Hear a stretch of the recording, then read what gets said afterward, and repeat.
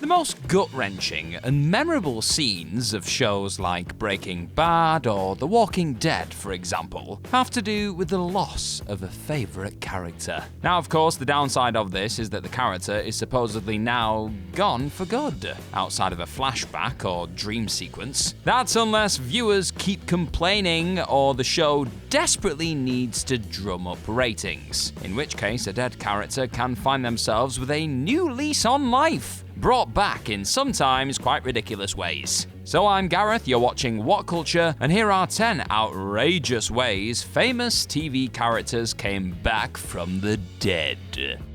Want to stay safe online and save big? Get up to 76% off a 2-year NordVPN plan, plus 4 months free and up to a $50 Amazon gift card. Just scan the QR code or click the link in the description and it's all yours. Number 10, Tony Almeida was saved by a missed artery 24.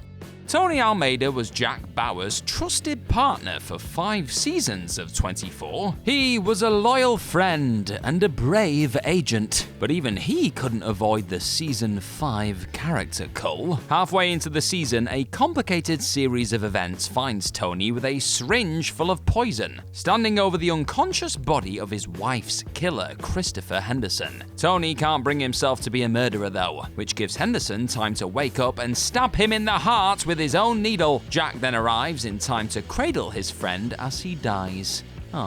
But fans complain that Tony didn't get a silent clock, a sign of respect for a deceased character, and argued he must be alive somehow. In season 7, they got their wish, and Tony returned as an ally/villain. It's explained that Henderson intentionally missed Tony's artery so he could recover his body and brainwash him against Jack somewhere down the road. Some mercenaries secretly revived him minutes after his death, and after Henderson's death, they adopted him into their team. Look, it's a daft explanation, let's be honest. And missed the artery would become 24's equivalent of nuked the fridge.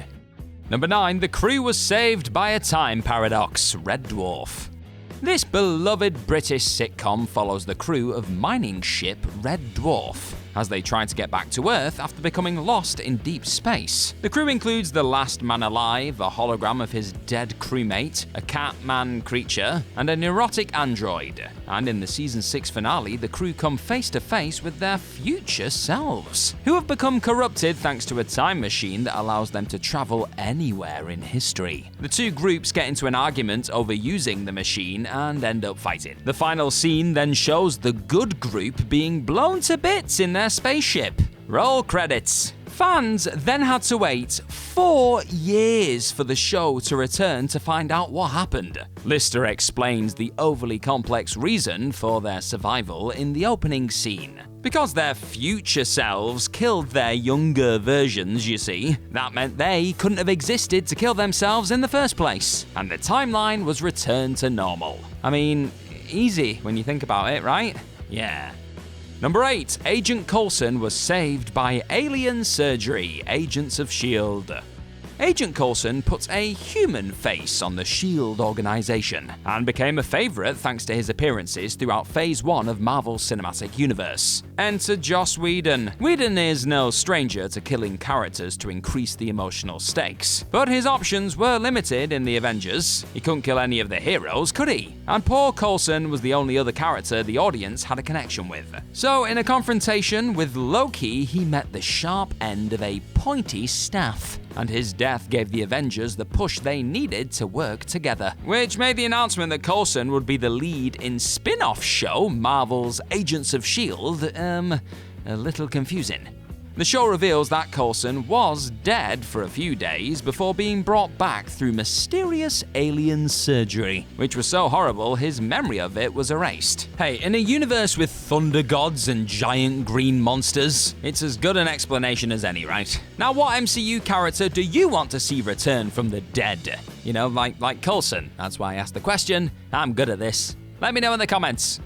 Number 7, Harold Bishop was saved by a fishing trawler. Neighbours. Cuddly Harold Bishop was a recurring character on Aussie soap Neighbours for decades. But in 1991, it didn't look like he'd be sticking around so long, you know? Harold and his wife Madge went on a holiday break together and decided to take a relaxing stroll along a coastal path. How lovely. Madge gets distracted chatting with a stranger at the cliffs, and when she looks around, Harold is nowhere to be seen. She later finds his trademark glasses near a cliff edge and yells out his name at the sea. He is presumed drowned, but the body is never recovered. Harold then showed up again in 1996 as a Salvation Army worker named Ted. We learn that after he fell into the sea, he was rescued by a trawler, and that he suffered complete amnesia from his accident. He and Madge are reunited, and through counseling, his memory starts to return. Yay. A happy-ish ending then, until Madge was diagnosed with cancer and died a short time later. Oh. She did come back as a ghost, but that's a whole other story. Moving on. Number 6, Sherlock always planned to fake his death. Sherlock.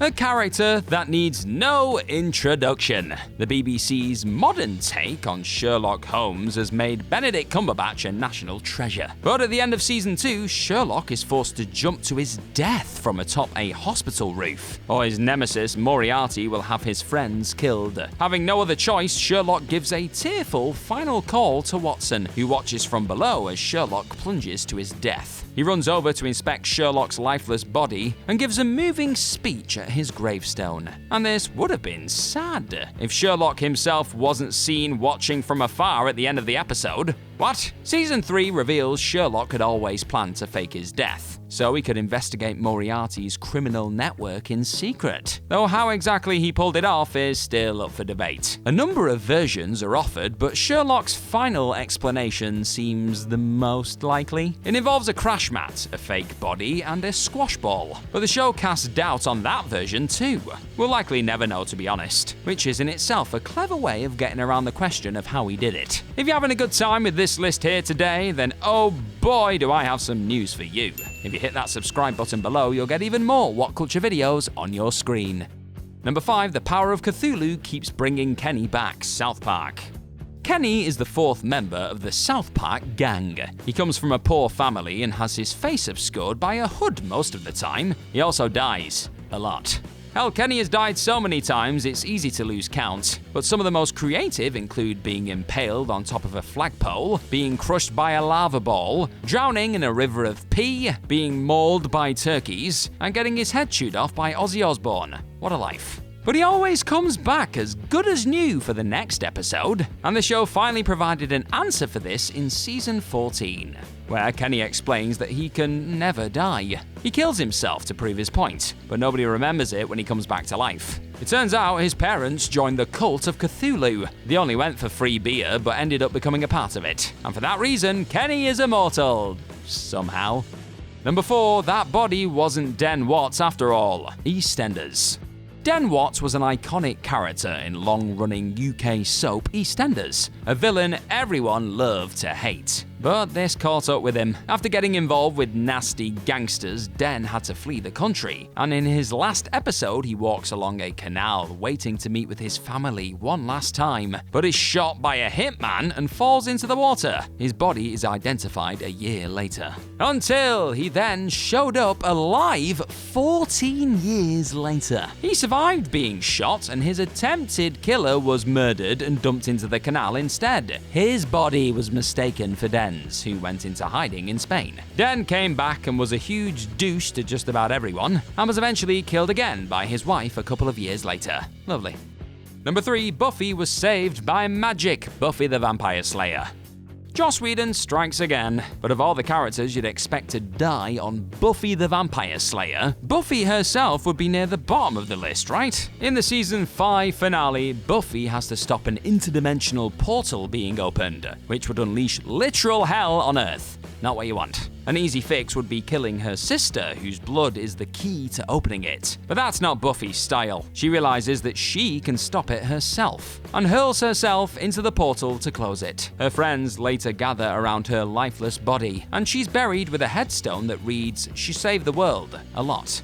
That she did. Her friends decide they have to bring her back in season 6 though, fearing she's now trapped in hell, and they successfully revive her using magic, only to realize she was actually at peace in heaven the whole time. Awkward. She's traumatized by being ripped from pure happiness and thrust back into a world of pain and suffering, and slips into a severe depression because of it. Way to go, friends!